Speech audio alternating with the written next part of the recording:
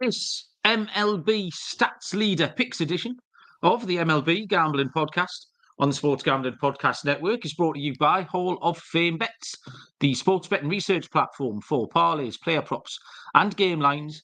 Download the Hall of Fame Bets app or visit hofbets.com. Use code SGPN to get 50% off your first month and start making smarter bets today. We're also brought to you by Cut. Cut is a peer-to-peer social betting platform that's US-based and available in 40 states. Head to cut.com, that's KUTT.com. Use the promo code SGPN for a 10% deposit bonus. And we're brought to you by the SGPN merch store. 15% off everything when you use the promo code PLAYOFFS. Welcome, everybody, to the MLB Gambling Podcast on the Sports Gambling Podcast Network. My name is Malcolm Bamford, coming from Newcastle upon Tyne in the northeast of England. Today is Thursday, January the 25th, and we are here to have a little bit of small talk generally about what's happening around the league. And then we're going to have a look at the stats markets. We're going to throw some wild old darts way too early and at really silly prices. At the big, the hits, RBIs, saves, whatever you want. We'll get stuck into it. And joining me, I've missed him very much. I haven't had a chat for ages, is Mr. Dylan Rockford. Hello, Dylan. How the hell are you? I'm doing better now that I'm with you, Mal. It's been, I feel like it's been ages since we've been on a pod, but I'm doing well, counting the days till, catchers and pitchers report. I think it's like 19 days, but can't wait to get into it. Got a lot to talk about. We have got a lot to talk about. Yeah, it has been a very long time. We did a few shows sort of in the run-up to Christmas. I think I did a show with Moonaf and Moonaf and Scott maybe did a show together. But yeah, it's not an awful long time till pitchers and catchers report. We've got the Seoul series in South Korea, which is the Dodgers and the Padres, I think, in the middle of March. So we're not a million miles away from getting things going. But yeah, mate, it's just been ages. The Premier League show has been ploughing on. I haven't spoken Making a lot of money. Doing all right. Up and down, Dylan. Up and down. But yeah, Barry's ladders. That's the place to be. Big Baz is a machine. But I haven't spoke to you since Boxing Day. I had to sit and endure Newcastle United 1, Nottingham Forest 3 with a Chris Wood hat-trick.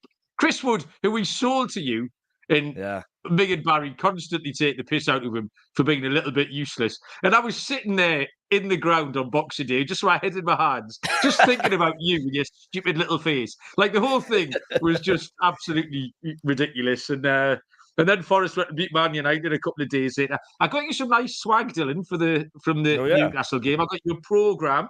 Do you have match programs in the States when you go to a game? Yeah, we do. We have the programs where it lists all the starting lineups, and inside, I know for us, they get the printed ticket because everything's on your phone now, but you get a printed ticket with the program. Okay. I got you a program, and then I've got a nice little pin badge, Dylan, which is half and half Newcastle and Forest, and it's got the date of the game and everything. A little pin badge that you can put up somewhere. So I'll stick them in an envelope in the next couple of weeks. NFL wise, it's getting down to the nitty gritty. I'm mostly looking forward to Barry's brothers' NFL, the Super Bowl party in a couple of weeks' time. But you had boots on the ground in Baltimore last week, didn't you? Yeah, it was boots on the ground in Baltimore. I went down there for the divisional round. They took care of the Texans, and then I'm going back down this week for the AFC Championship game. I got tickets. Oh, nice. Can't wait to see Taylor Swift and all those Swifties just cry when they lose. So got a big ticket in for the Ravens to win the Super Bowl. A little biased. Went down to school in Maryland, so a lot of my friends are Baltimore fans. So can't wait for it. But who are you rooting for?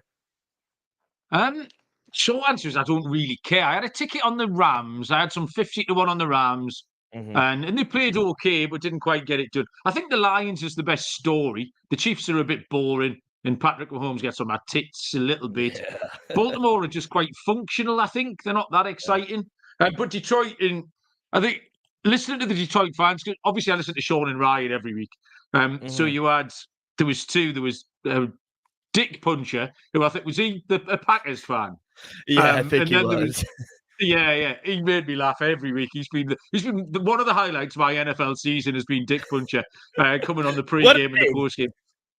And then Easy as well. And I think Easy's a Detroit fan.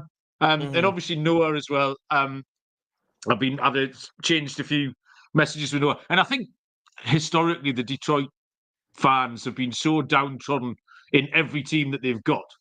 That they've been quite a good team. And I like the gaffer, I like Dan Gamble. He's just a little bit different, isn't he? Yeah. He doesn't sort of talk in cliches. He's got a little bit more about him. So yeah, I don't mind them at all.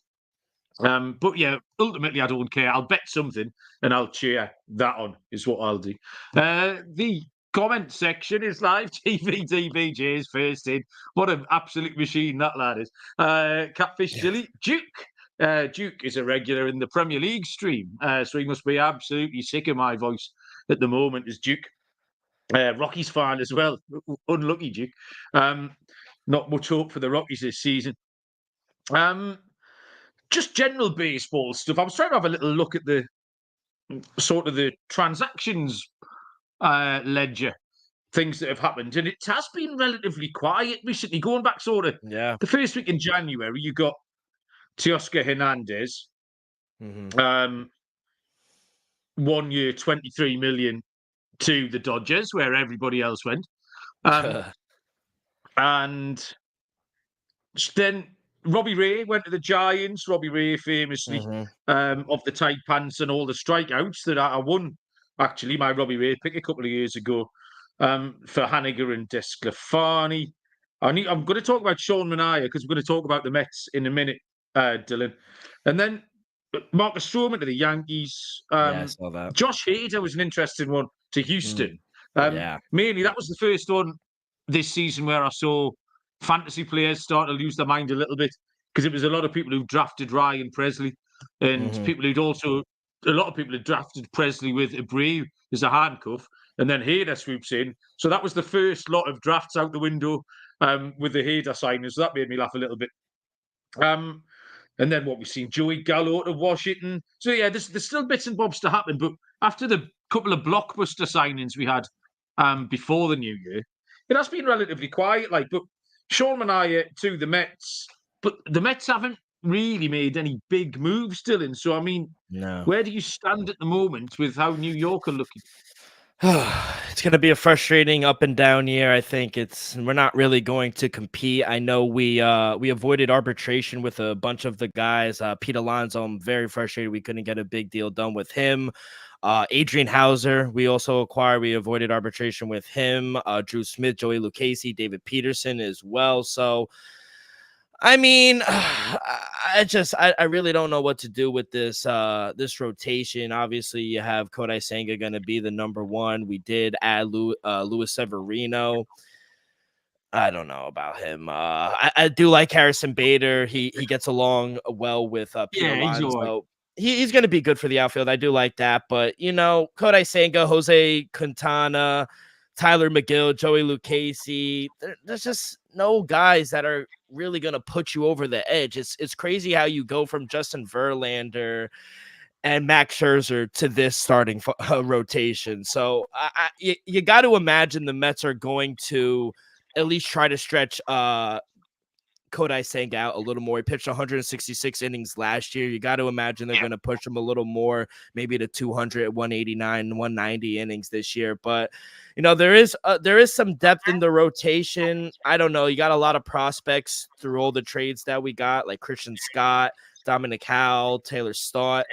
So we'll see. I mean, I'm not too high on the lineup either. So we'll see. I think it's going to be they updated the bullpen, got George Lopez from the Orioles as well. I think that will be a little, Edwin Diaz is coming back. You got Brooks Riley, Drew Smith. So the bullpen will be a little better. I just worry about the starting rotation, if I'm being honest. So Adam Ottavino's name linked again today with the Mets and just started giggling, thinking that it's just going to be. I immediately just started thinking about you, Dylan, and doing exactly what you just done, which is like that, just a shake of the head to you. what I'm missing at the moment, I think, with the baseball, what I'm looking forward to, the weather's been horrible for months Horrible. here. Well, it's obviously dark and cold, but it's been non-stop windy, Dylan. It hasn't stopped blowing a gale. And there's just that noise. It Yeah. sounds like a soundtrack off a movie. Just that horrible cold wind whipping around. But Yeah. I think I need the rhythm of baseball, the rhythm of the baseball season, Dylan. Just that daily metronomic. When I get up in the morning, when I know what games are starting at what time, when there's day sport to look forward to, I'm looking, and obviously with that comes a little bit more sunshine and stuff, a little bit more daylight. So I'm looking forward to the rhythm of the baseball season getting back. I already started looking at the opening day games last week. I was getting myself pumped for the opening day games because I think the Mets go off first. Is it Mets Phillies? Maybe it's the Yeah. 1 p.m. game. But then I started getting really angry because there's no days ball on the second day. On the Friday, there's no days Yeah. ball at all. I was like, fucking hell, come on. Can put me some Yeah. games on. So I'm obviously hankering after it a little bit. And I think in terms of having a bet, I said in the couple of podcasts before Christmas that my plan was to find some really fancy priced things and try and get myself some live bets going into September time, August, September. So to get myself, find some 50, 75, 100 to 1 picks, which is what I've been doing. And I think at the moment that I'm out on teams rather than in on them. So there's no teams that I've really picked, but there are a couple of teams I know I'll be fading. Yeah. So really, St. Louis and Baltimore are the two teams at the moment that I'm down on. So when we get into totals, they're the two teams, particularly Baltimore. I've got some real concerns about them. So they're the two teams I'm putting a line through at the moment. So yeah, my betting thoughts is starting to take shape. And some of these markets we're going to talk about, I put a few bets down this week. Me and Barry had a little heater over the weekend, ended up with a few, just a 30, 40 quid spare. So I picked a few fancy price players, and I'll get to those as we go through these markets. Yeah, so we'll make Real some quick. picks. Yes, Real quick, mate. if I could add something, when I was on, I think it was around December before the holidays, me and Moonoff, we went through the AL, some win totals that we liked, and you can listen back. I think it was around early December, but two teams I'm high on: Tampa Bay Rays over 85 wins. I think it's up to 86.5 right now. And Houston Astros over 88.5 wins. It's up to 90 now. As long as you could get it under 90, I think Houston, especially you mentioned with the addition of Josh Hader, I mean, they might have one of the best bullpens. Josh Hader, Ryan Presley was already one of the best closers.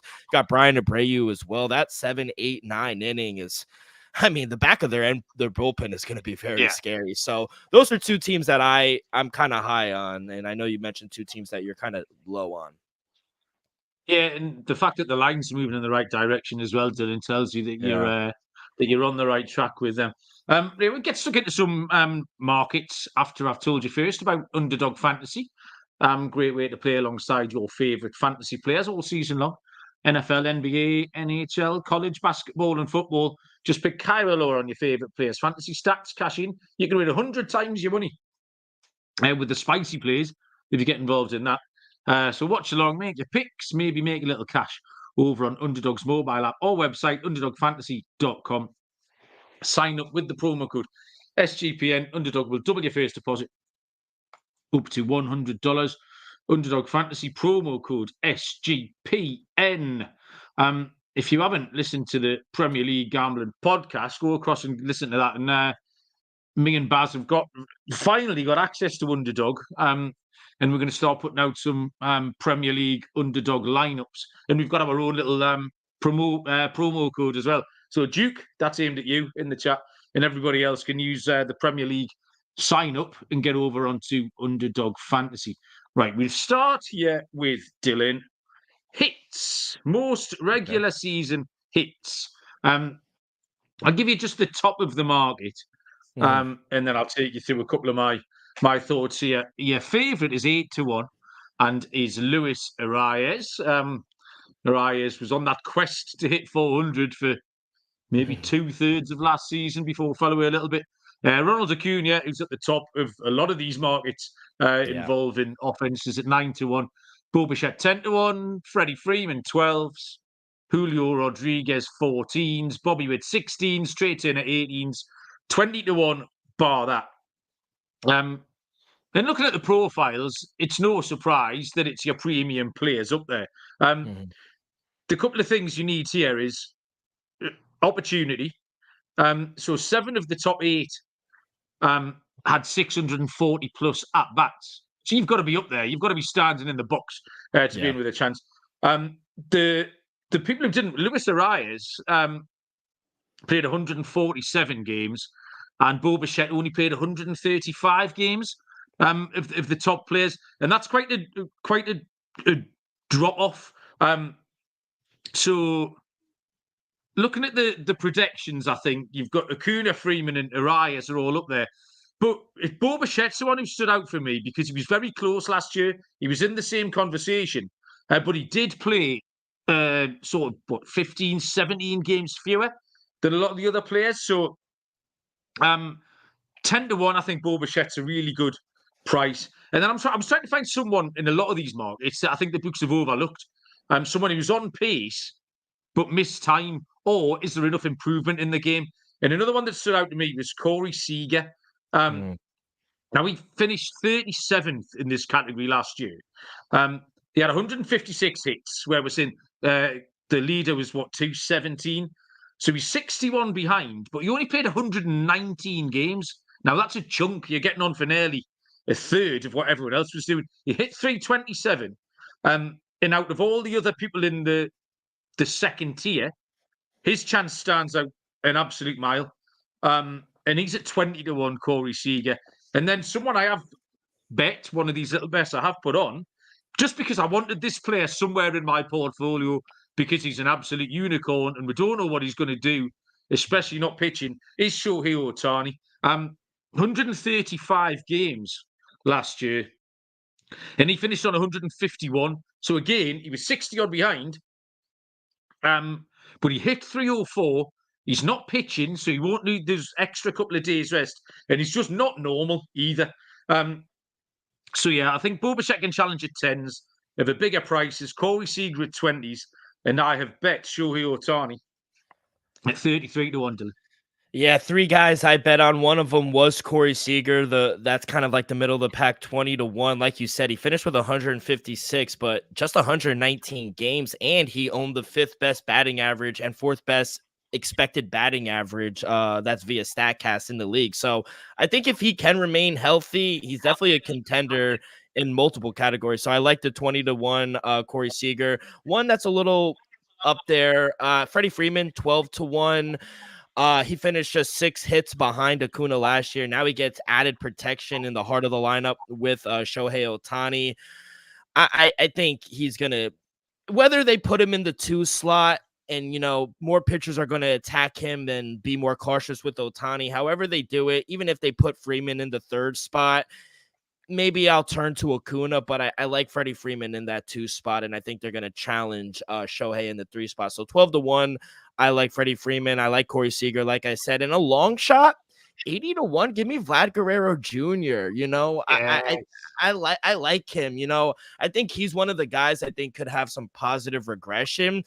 He finished just outside the top 30 in hits. He hit 264 batting average, but, that was 30 points lower than his expected mark of 295.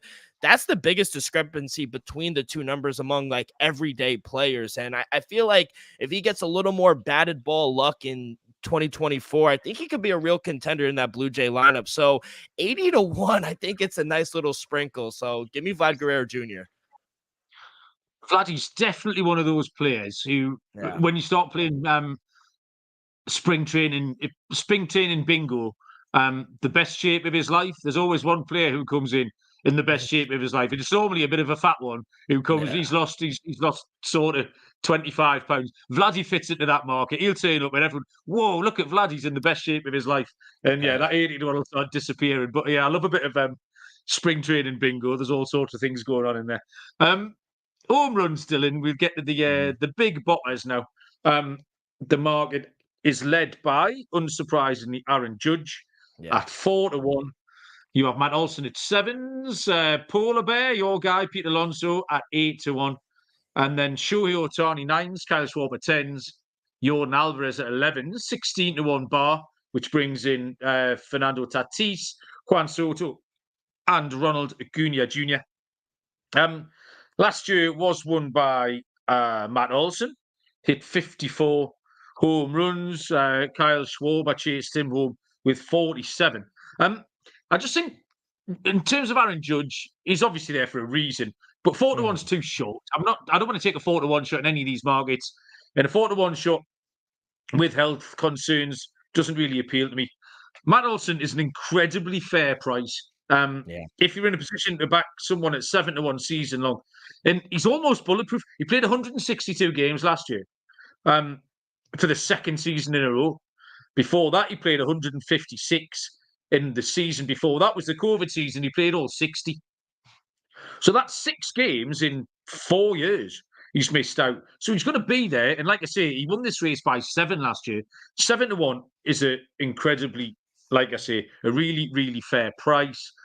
I think Shohei Ohtani's live at 9s for the same reason that I gave out in hits. Exactly the same with Corey Seager, 50-1. If you can extrapolate his, what did we say? How many games did he play? 119. If you can extrapolate that out. But the 2 players I've picked here are crazy prices. Dylan, you like a bit of this. Cody Bellinger, we're going for a bounce back at 150-1. He's still not entirely sure where he's going to end up. And then Jake Berger at 200-1. Jake Berger hit 34 last year for 2 separate teams, and he was at the White Sox and the Marlins. Did he end up on? I think Jake Berger's live, and if he can get a groove, if he can get a full season out of Jake Berger, he's not a million miles away from being able to catch these. So I think he can get a good run. But like I say, I did bet both of these two. Just pizza bets. I'm not stupid, but 150-1 and 200-1 for Cody Bellinger and Jake Berger. They're my plays, Dylan. Yeah, I mean, starting with Judge real quick at plus 400, I think the issue with Judge is that I guess the ability to stay healthy. He only played 106 games in 2023, but he hit nearly 40 home runs. Despite the narrative, Judge is always injured. He played 157 games in 2022, 148 in 2021.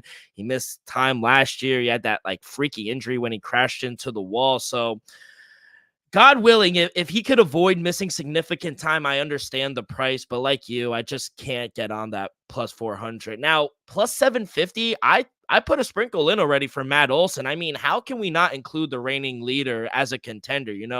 He's the only player, I think TBJ, he made a good point. The Braves, they don't rest players as well. So he almost hit 50. He led by 7 against Kyle Schwarber. Kyle Schwarber had 47 and he had 54. So he led by 7 last year. And, I just think in a very hitter-friendly ballpark like Truist in Atlanta, I think the lefty should be a really threat to, repeat again. So I took a little sprinkle on Matt Olson as kind of like the favorite. I got a long shot again. Pains me to say this, but give me Bryce Young. I said Bryce Young. I'm thinking of football. Bryce Harper at 50-1. He's an anointed first baseman now, and he kind of struggled to hit for power earlier in the season. He just hit 3 home runs in 56 games coming back from that injury, but he clobbered 18 home runs in 70 games in the later half of the season. He had 5 in the postseason. So he's never obviously led the league in home runs, but he's just a constant power threat in that lineup. He's a predominant first baseman now, so he doesn't really have to worry about the defensive side of the baseball. 50-1, I think Bryce Harper could be a little sprinkle, a little pizza bet. You shouldn't be betting on Bryce Young ever. No, ever. If you be betting on him this season, you won't have any money left to make any MLB bets. I completely agree with you. Like I say, Matt Olson, that 7-1 is great, incredible price. If I hit something lumpy between now and the start of the season, I'll redirect a decent portion onto Olson. And yeah, you're right, TVDB, Jason. They didn't rest any players. I think it was one of the bench players. Was it Charlie Culberson? I think. Literally, I didn't even know he was there because you never saw him in the box score. Never. But he just sat on the bench for hundreds of games, and he never ever got in. He never got a 9th inning pinch hit. He never got to do a little bit of late emergency fielding. He did absolutely nothing because they just rolled out the same lineup time and time again. Ribbies we'll go to next. Most regular season RBI favourite is Jordan Alvarez. You've already mentioned once today, 8-1. Juan Soto 9-1. Judge at 10s, Olsen 10s, Alonso at 10s. Then you've got Austin Riley and Shohei Ohtani in at 12s.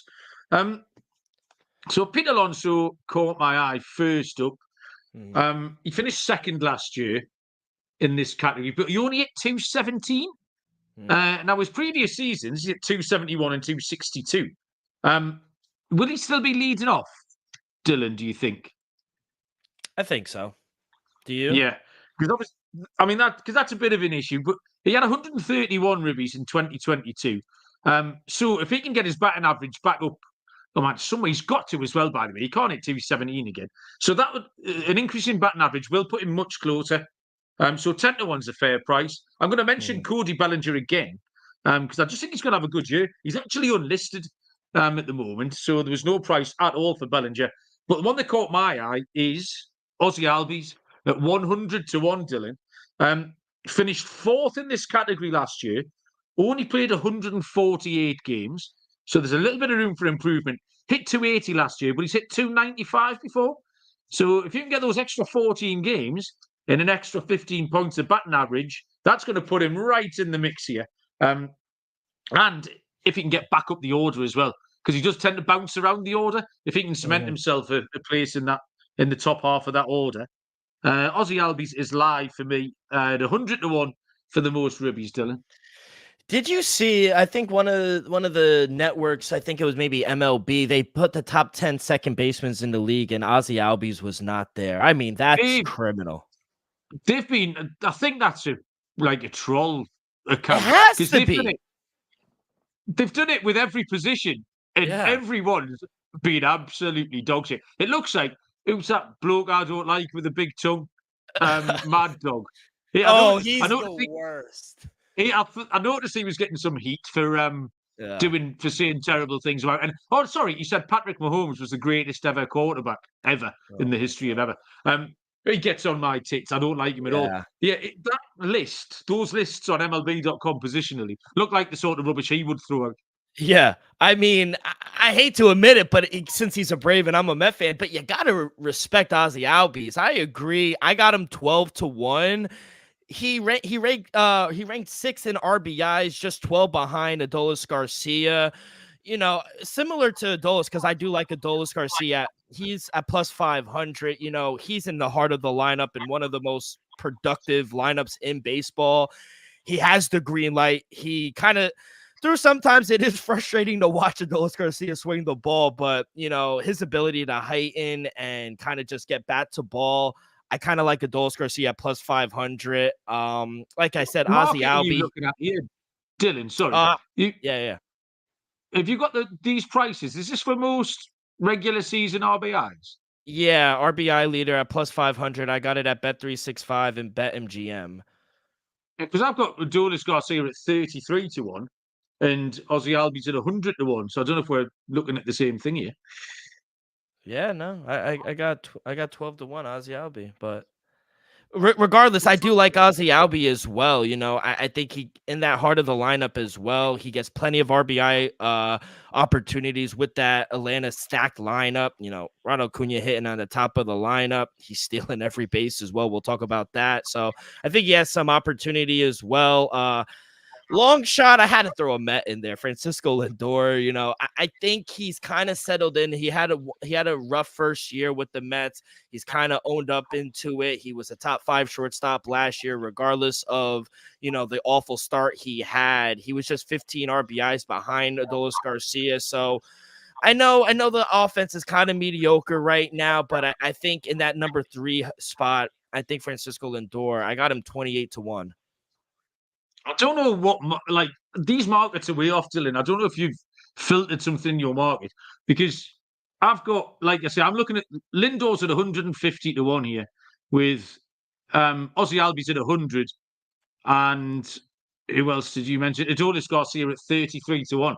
the three players you've mentioned, and I've got that Bet365 mark. It's right in front of me as we speak. So, well, we'll go with your numbers then, because they're much well, better. my But numbers, they're 10 times the price of your numbers. Maybe exactly. someone in London here is asleep at the wheel.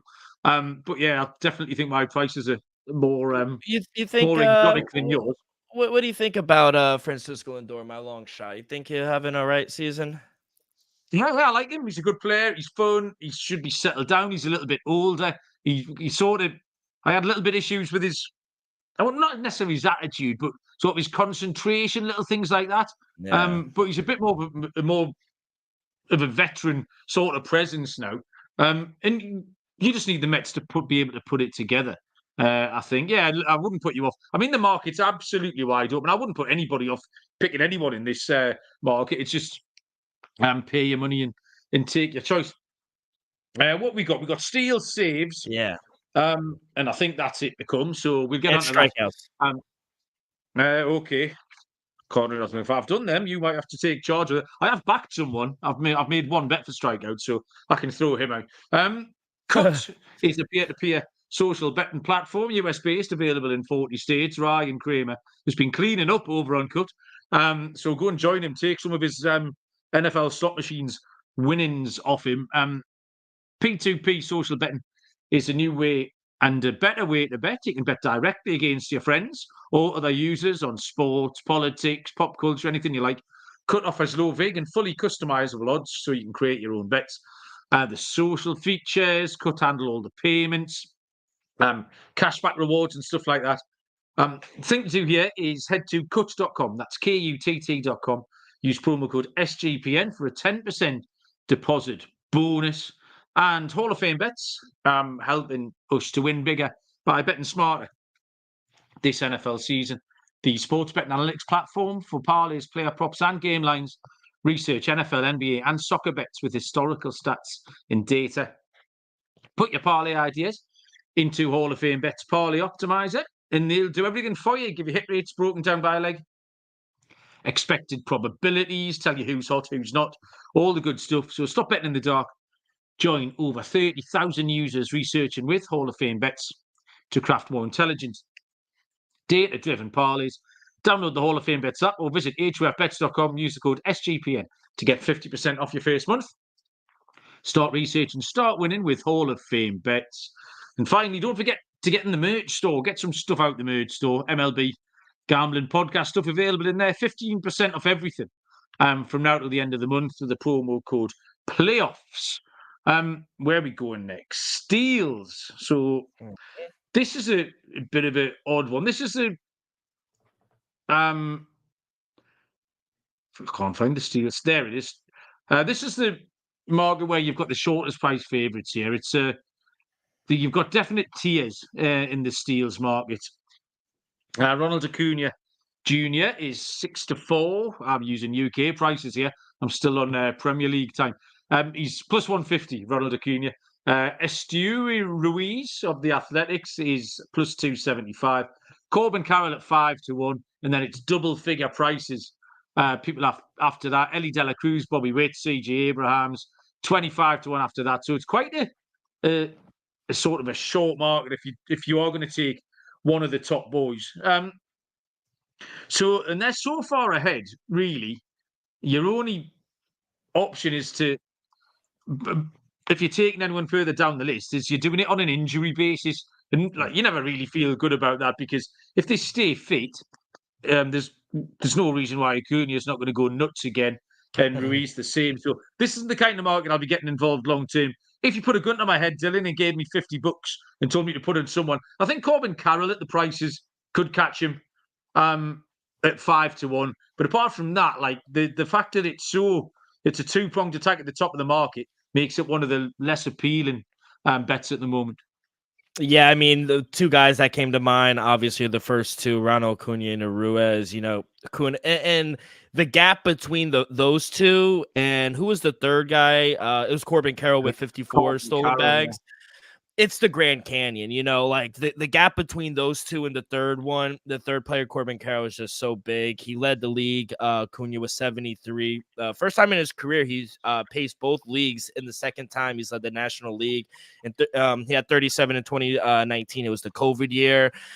And I get it. I get why he's plus 150. I got for him to, repeat. The rookie, the Athletics rookie Ruiz, I think he has a shot. He was sidelined early in July, and he missed some games. It took him some time to speed up and get returned to the lineup, but he swiped 10 bags across 22 games in August. But by September, he was back to being his regular self. He stole 14 bags over the last 25 games. He finished the season just six steals fewer than Acuna, but had 148 fewer plate appearances. So if he could avoid getting some injury, I like the second-year kid, Ruiz. I got plus 300 over at Caesars. So if he gave me $50, I'd probably go on the rookie kid.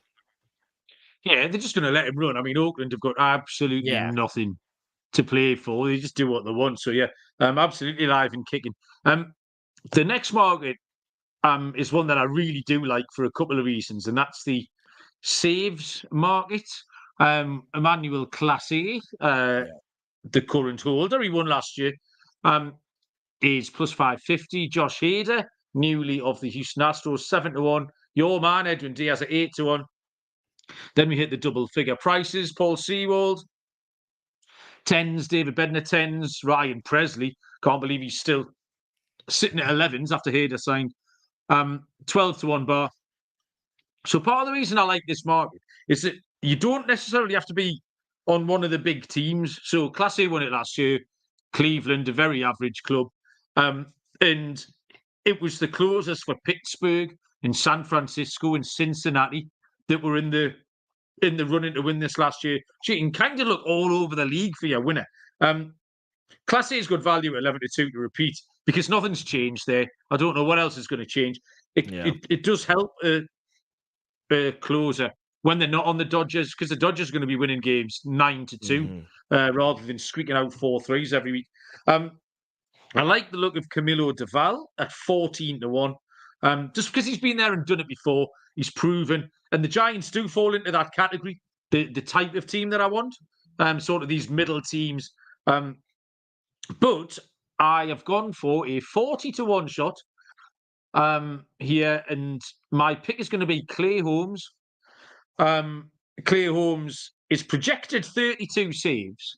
Now, that's only 3 behind the top projections. So he's very much in the race. And what Clay Holmes does have is the opportunity, which is something you need to have. He's got the job. It's his job to lose. The Yankees will go okay, I think. So Clay Holmes at 40-1 is going to be my saves leader, Dylan. I do like that one. I got to go with another Met. I've been talking a lot about Braves, which kind of sucks. But Edwin Diaz, he's going to make his long-awaited return. I can't wait to hear the trumpets when I go to games. But he missed all 2023. I think he's going to pick up right where he left off. He had a dominant 2022. His projection is around 37, which puts him right at the top. Maybe around 35 to 40, I see, because like you were saying with the Manuel Class A, which I do like, but he's the favorite at plus 450. I just think the Mets are going to be one of the middle of the pack teams where we're going to be in a lot of close games late. And I think Edwin Diaz wants to prove that he's still elite and he still has it. So I understand why Emmanuel Class A is where he is. I would put a little flyer on him. Edwin Diaz, 8-1 as well. I would not touch Josh Hader, if I'm being honest, at plus 650, just because, like you said, with the Dodgers, they're going to be up in a lot. I think Houston's going to be up in a lot of games. And to be honest, they could go with Ryan Pesley some games. They could give Josh Hader a break. And I just don't think he's going to have that many opportunities as an Edwin Diaz, as Emmanuel Class A. Doval, the guy you mentioned for San Francisco, I think he's another good flyer as well. So those are the 3 guys I kind of take: Emmanuel Class A, Doval of San Francisco, and of course, my boy, Edwin Diaz. Talking about the trumpets, Dylan, don't forget, I'll be going to see your New York Mets in London in early June. And if I don't get to hear the trumpets over one of those 2 days, I'm going to be sorely disappointed. Who are they playing? Phillies. Oh, that's sick. Yeah, that's a good game. I mean, Cubs and Cards was good last year. I absolutely loved it, mate. Honestly, I adored it. And even talking about cold, miserable, wintry days at the moment, one of the things that's been getting me through is knowing in 5 months' time, I'll be sitting in the sunshine with my beer bat again, watching some MLB. But yeah, if I don't get to hear the trumpet. When is it, and where is it being played? In Wembley? No, it's at what was the Olympic Stadium they used for the 2012 Olympics, which is where West Ham play at the moment. No, you live there, not me. yeah. So yeah, it's at the Olympic Stadium at where West Ham United play. But last year, actually, I wasn't sure. I thought maybe they were just going to stick a mound in the middle of the football pitch and call it a baseball. They didn't. They turned the thing into a ballpark. They did an absolutely incredible job. The Newcastle Nighthawks team manager volunteered last year. He was on the tarp crew last year, but this year he's got a job in the clubhouse. I'm not sure which side. So he's really looking forward to it. It's unpaid. You have to take the week off work, but again, he'll spend the whole week in the clubhouse with some of his idols. So yeah, there's if you're an MLB fan in the UK, go and have a look at those volunteering opportunities, because they started advertising for them last week, and they've got loads of good jobs in and around the stadium on a game day. I want to sit and drink beer. I considered it, but I thought I'll get stuck at the fucking metro station half a mile down the road, like with a big foam finger, telling people which way to go. I thought, yeah, I'll volunteer and get stitched up with a shit job. So yeah, I'll be quite happy with my beer. Was it expensive? Yeah, it was. Yeah. It was about 180 quid for a ticket, so about $240. That's not too bad. It's like going to a Met game in New York. Yeah, exactly. That's what I mean.